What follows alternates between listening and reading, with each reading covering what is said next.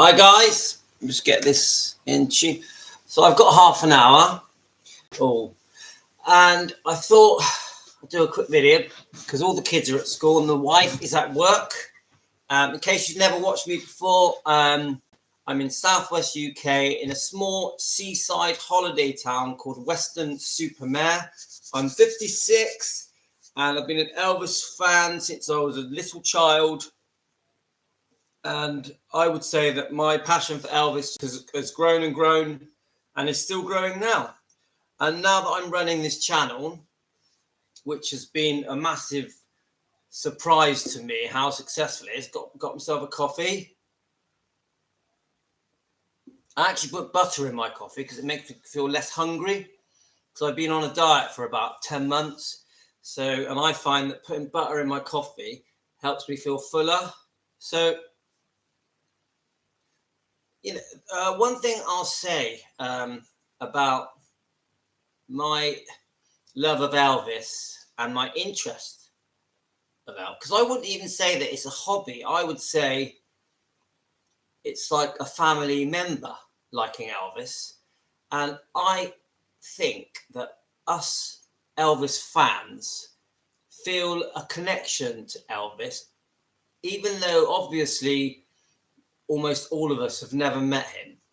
I feel like if you're really into Elvis, if you really are a fan, and it's not just about his singing and his films, and it's more of a connection to his personality and his charm and his charisma and the way he lived his life. So obviously how generous he was, how kind he was, how many people he helped, how amazing he was to his family members, not just his mother and his father, but also any relative that he came into contact with. Obviously his grandmother, but not just that. It could be girlfriends, could be Priscilla, it could be Vernon's wife's children, it could be people on set that he was making movies with, it could be anyone that he came into contact with, the people that were in concert with him, like his backing singers. Elvis, the kind of person he was, really rose above money and fame. He really was an extremely decent, kind person. And I would say that if I had to pick his only mistake in life, it would be that he was unfaithful. That is, I can never make an excuse for the fact that he was unfaithful. But I'm a DJ. I was a DJ for 26 years before I got married, before I met my wife. I've got 6 children, by the way. And I'll say this, that when, like, being stood in an atmosphere and thousands of people watching me DJ, and obviously people are drinking alcohol and other things, the temptation is very strong to, if you're getting a lot of attention from girls, obviously, but I'm talking about in the 90s and the noughties when I was mainly DJing. If the temptation is there in front of you, you do take advantage sometimes, and the alcohol doesn't help. So what I'm trying to say about Elvis is that when he would go off to make these movies and go off on his concert tours, there was a hell of a lot of temptation there. And there was alcohol, there was prescribed medication. So that is, I would say, of all the things, if I was going to criticize Elvis, I would say that the only thing I can criticize is the fact that he'd been unfaithful. But obviously, it's complicated circumstances with Priscilla, because we know she also was unfaithful. So there's a very complex set of circumstances that led to both of them not being correct in a marriage. Because I am a believer that once you get married, you are completely faithful and loyal, and you go through the good times and the bad times, and the good times and the bad times make you stronger. I've been with my wife for nearly 20 years now, and I've been completely faithful to her. Now, if she had met me in the days when I was a DJ, I think it would have been different. So, because the temptations were different. Anyway, I'm going to rewind now. So, as I was saying, as Elvis fans, I believe, and I'm going to speak on your behalf, I believe that as Elvis fans, that we feel like we know Elvis. We feel that Elvis is a member of our family, and we feel like Elvis is our relative. And we also feel like we have a say, even though we're never going to meet Elvis. Elvis has passed away. But I think Elvis fans are quite protective over Elvis. And if we hear anything being said about Elvis that we don't agree with, we want to defend him. And one of the things that comes to my mind when I'm talking about Elvis and thinking about Elvis is, if Elvis had not become famous, because obviously we know that I think fame started to come to him in the mid-50s. And if he had carried on his job at Crown Electrics, would he still be alive today? And if there's anyone watching, I'm very interested in what you guys think. Would Elvis still be alive today if he had not become famous? Right, my screen's going funny. Right. Because I look at Elvis's life, obviously, growing up in Mississippi, Tupelo,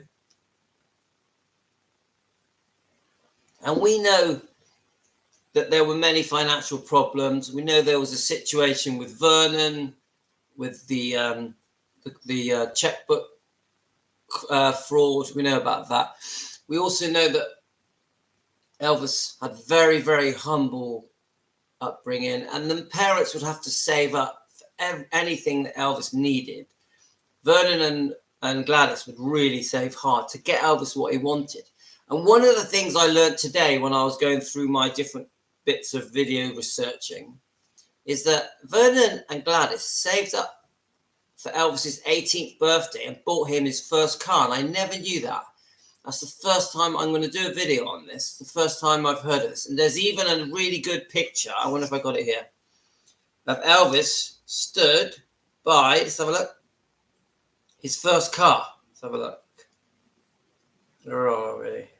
So, oh, my phone's ringing. Hang on, let me just. I'm just doing a live. I'm going to call you back. So let me just get this picture of Elvis stood next to his.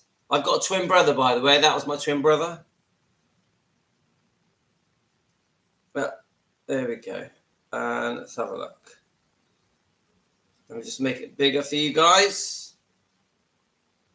Elvis, 18 years old, leaning on his first car, which I've been reading quite a lot about this car. It was a Zephyr, and it kept breaking down. It had really bad problems with the brakes. So regularly his friends, let's have a look. There's another picture here. Let me just see if I can zoom that in.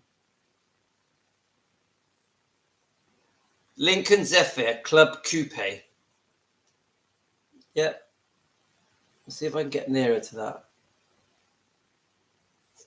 So the parents saved up for him to get a car. And I tell you now, I wish my parents saved up for me to have a car, which they didn't. Let's have a look. See if we can get a bit more info on it.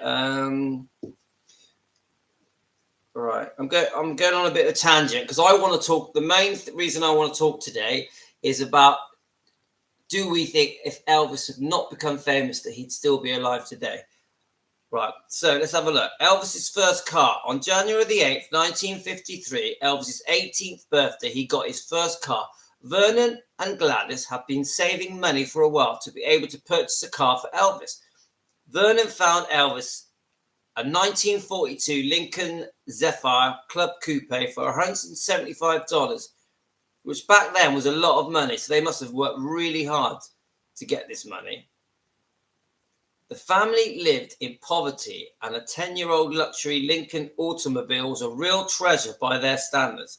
They had been living at the Lauderdale Court Public House Project since 1949, and very few people around there owned a car of this type. So I've never read that before. Let me see what this bit here says. Let's have a look. Could you imagine how Elvis felt at 18 years old? Bearing in mind, Elvis, and there's a picture of his driver's license here. His first. Let's have a look.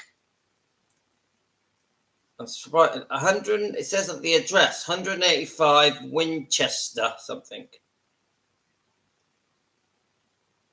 It's funny. The color of eyes blue. Weight 153. Height 5'11". Let's show you it. Elvis's first driver's license, but the quality is terrible. So anyway, oh, there's a picture of it. Let's have a look. Right. Oh, he would borrow Gladys' brother Travis Smith almost new 1951 Chevrolet to take the test for his driver's license. He had no trouble passing it at all. There was no keeping him away from the wheel. Yeah, Elvis, we all know Elvis loved cars. So let me just show you his brother, Travis's car that Elvis used to take his driving test in. I'm just trying to get the right angle. Hard to do. Right, I think, let's just see if there's any other bits because what I did, I took some, if I find something interesting, oh yeah, here's another thing.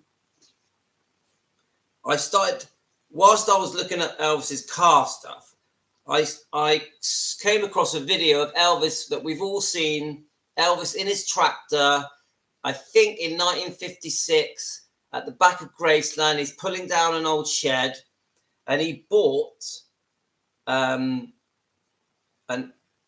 1956 International 300 utility tractor.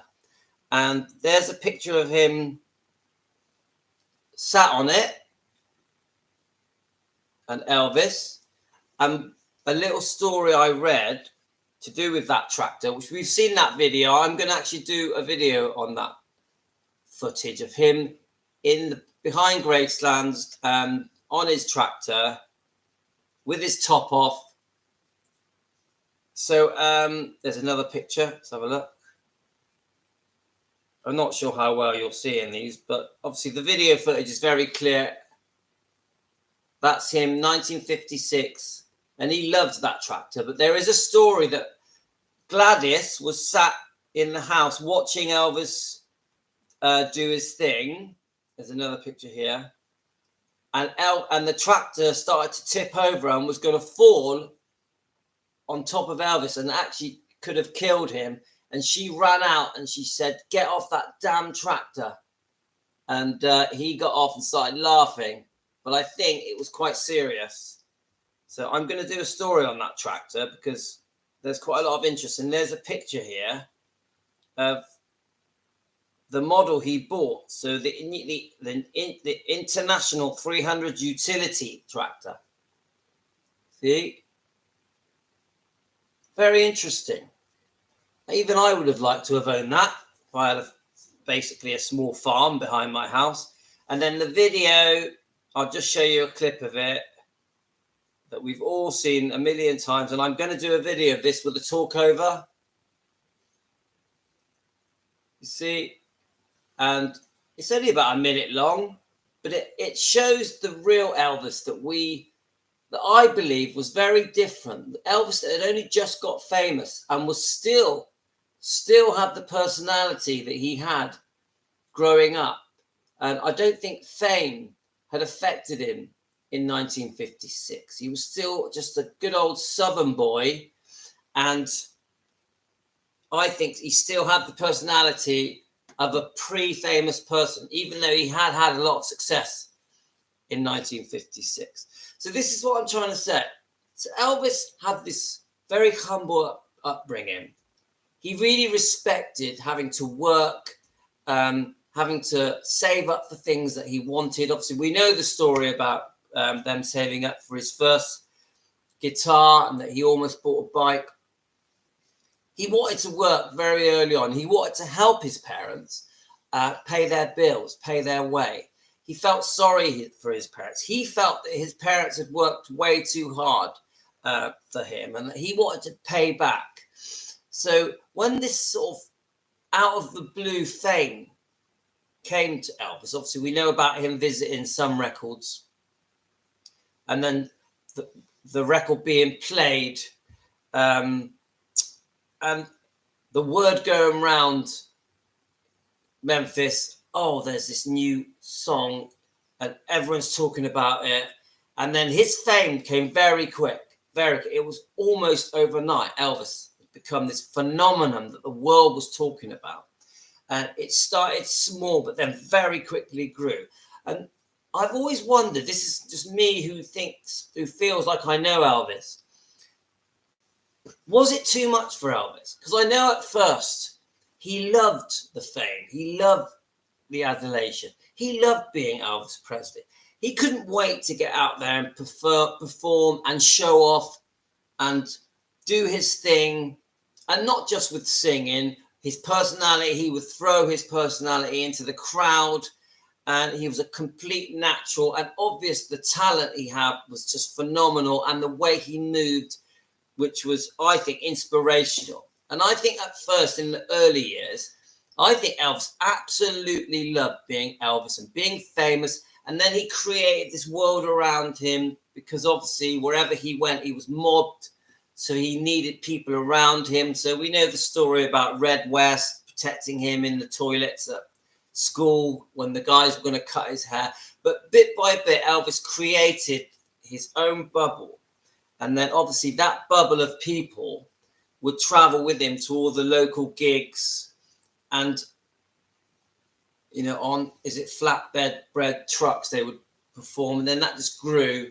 And then I think through all of the stages of 56, 57, 58, those sort of years, Elvis absolutely loved being famous.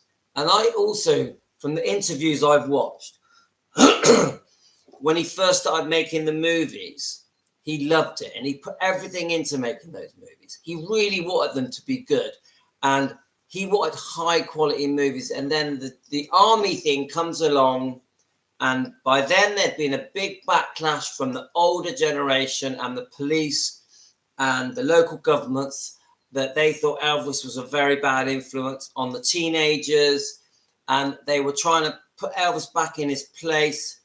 And then obviously he was drafted, which who knows what led to Elvis being drafted. Who knows what went on behind the scenes secretly to get Elvis drafted. And then the Colonel Tom Parker and family members made a decision that they felt it was right that Elvis goes into the army. And this was used by Colonel Tom Parker as an opportunity to change his image. So by the time he came out, around 1960, they had a plan of changing his image, obviously with the Frank Sinatra special. And Nancy Sinatra was there to meet him when he was coming out of the army. And this plan was to make him family friendly, so he would appeal to the older generation and to teenagers, but also to children, and be more accepted, which obviously was a massive change of image for him because he had been known as the rebellious teenager, the rock and roll, hip gyrating Elvis. So there was a big change. And I think when Elvis first went into making the movies, I know that obviously he had already made King Creole, Jailhouse Rock. I think there was one other. Is it Love Me Tender? But when he comes out of the army, he makes GI Blues, which I think was a good film, but it was definitely in a different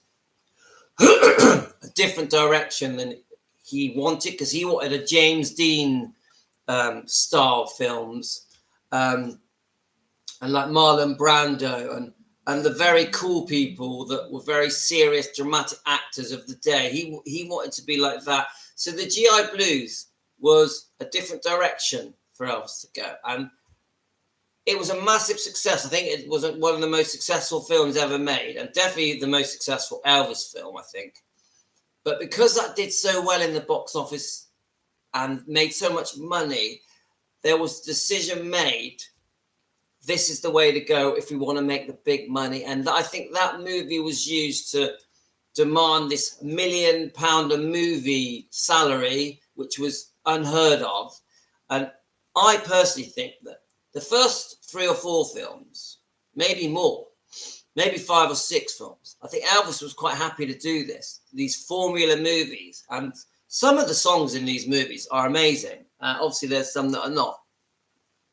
And I think initially Elvis was just loving it. And I know that the Memphis Mafia and all the staff and the big crew that would go to make these movies were having the times of their lives. And the locations were just amazing. Obviously, Hawaii, things like that. And I think that there was quite a long period where Elvis was just loving making these movies.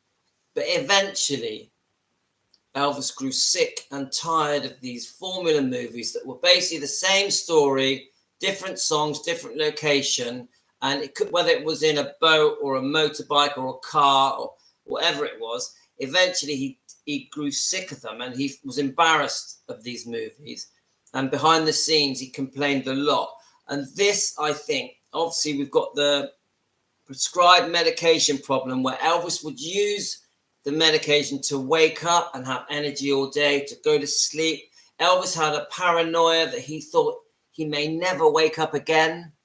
So there was a real issue there with him waking up and going to sleep. And he would use the prescribed medication to keep him full of energy, whether it be to perform or to make the movies. And this is when I think it all creeps in. So you've got the medication, you've got the fact that he was disillusioned with the movies, and there was a battle with Colonel Tom Parker and Hal Wallace on what they wanted for his future movie-wise. Elvis had already made up his mind at some point that he wasn't going to make these movies anymore.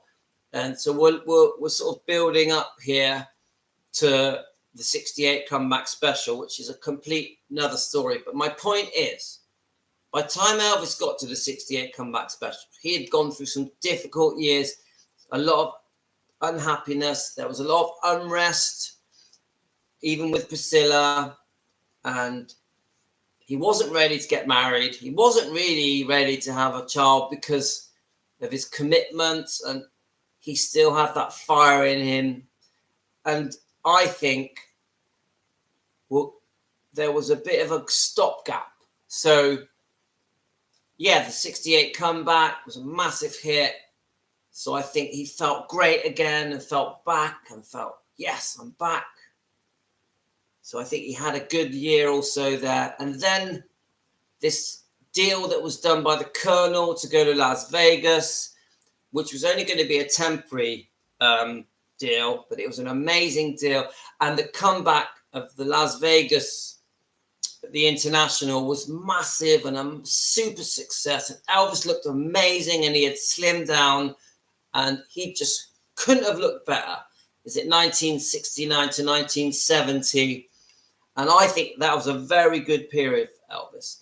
And he was so nervous and so worried how he would be taken by, how he would be criticized, and if he still had it. And this happened with 68 and 69, 70, 71. But then Elvis came through that. And the first 2 or 3 years in Vegas and the concerts were fantastic, super successful. He looked amazing, but underlying issues was the prescribed medication. And Elvis had problems. He had problems with depression. And then you've got the divorce kicking in with Priscilla, and that's a very complex situation. I know many of you are very opinionated about that divorce, money-wise, and with Priscilla, and with what Elvis was doing whilst he was married, and obviously Lisa Marie. And then around 73, the divorce kicks in. And this is where I think we're getting to a point where there's an underlying issue that we don't know about that's happening behind the scenes. Obviously, there was Memphis Mafia problems, and this is where I think the real unhappiness kicks in. And I can't pinpoint it, but I think around 74, the medication has gone too far, and he still looked great in 74, but things were deep-seated in Elvis. There was deep-seated unhappiness, unfulfilledness, and he was looking for a purpose. And I know he was obsessive about his reading, trying to find out the meaning and why him. Why was he chosen to have this talent and be so successful? And he was trying to answer all these questions, and he was never going to find the answers. And then I think he did have a bit of a good period with Linda Thompson, Thomas. I always get that wrong, Thompson. And this is just my opinion as a fan. If any of you want to dismiss everything I say, I completely understand, because I'm no expert. This is just a fan talking. And I think when him and Linda Thompson split up, and don't forget, he had become quite unwell when he was with Linda. Big part of the reason why she left him, because she felt like she was his nurse. And it's known that she revived him. And I think when we get to this point, I know that he meets Ginger Oldham, but that was such a short period he was with Ginger Oldham. I think 8 months, I think it was. I think then it's all become too much then. The medication is all too much. They're all just trying to keep him going for these concerts. And we know about The Star Is Born, and that that had to be, that role that he was offered was refused because he just couldn't do it. To be honest with you, I don't think he was well enough to do it by then. And he was offered many movie roles, which in the end he just couldn't accept, because behind the scenes they knew he was too unwell. And so now I'm getting to the point of the discussion of this live stream, and that is, if Elvis had not become a famous singer, and it goes right back to Mississippi Tupelo, the singing career wouldn't have happened. The movie career wouldn't have happened. I don't think the taking tablets, the prescribed medication, would have got to the degree it got. I've heard that when he was in the army in 58, 59, that on maneuvers they would take these uppers to keep themselves awake through the night, and they say that could have been the start of Elvis's medication. But I do think in the rock and roll period in the 50s, uppers were known and were quite a common thing with the teenagers. I know in some movies they call them blues, but so it probably started from then. But would the medication, because I think Elvis used medication not just because he had many illnesses, not just to dull pain and try and soothe his different illnesses he had within his body. I think it would block out how he felt, because obviously the loss of his mother and just so many pressures of being Elvis Presley. But the big question is, if Elvis hadn't have been a singer and a movie maker, if he hadn't have gone to Las Vegas, if that part of his life never happened, I think he'd still be alive today. Because I think Elvis was a very happy teenager. I think Elvis loved his childhood. And I don't think Elvis was going to grow up to be a person that had a pill-taking problem. I really don't.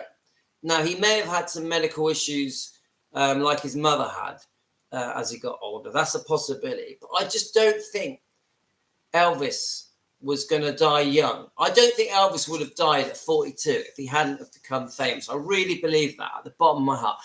If you look at the relationships Elvis had very early on in his life, before he got famous, and then at the beginning, I've just done a video on June Junico, but there was other serious relationships. Elvis, very young, wanted to get married, very young. And I think he was a much more down-to-earth person when he was 17, 18. And he did want to settle, get a good job, have a nice home, get a nice car, have kids. I really believe he wanted that. And fame, I believe, took all that away from him. Because you couldn't properly have a family being as famous as Elvis Presley, with the amount of attention he got, especially being that good looking. So unfortunately, I'm going to have to say that Elvis becoming famous, I think, shortened his life. It's a sad thing to admit, because we all love Elvis because he became famous and because of his talent and his personality and his charisma and the movies, because I fell in love with Elvis's movies as a young boy. And so do we feel guilty that his fame led to him dying young? Do you agree that him becoming famous, and with all the pressures that came with that, and trying to stay famous, which was another problem for Elvis, he thought he would be forgotten, or he thought there was obviously there was many other artists coming through, like the Beatles, etc. And you know, when the shine was going, when he was not the number one person in the world, then that affected him deeply. So I'm going to end this video. Thanks for listening to me just waffling on in the UK. I hope you understand my British accent, because I know a lot of you are from America. But can you just say to me, do you think Elvis would be alive if he didn't become famous? Thanks, guys. All the best. Really enjoyed talking to you. Have a great day. It's nice and sunny here in the UK, and I'm going to enjoy today. Thanks, guys. I'm going to give you a wave.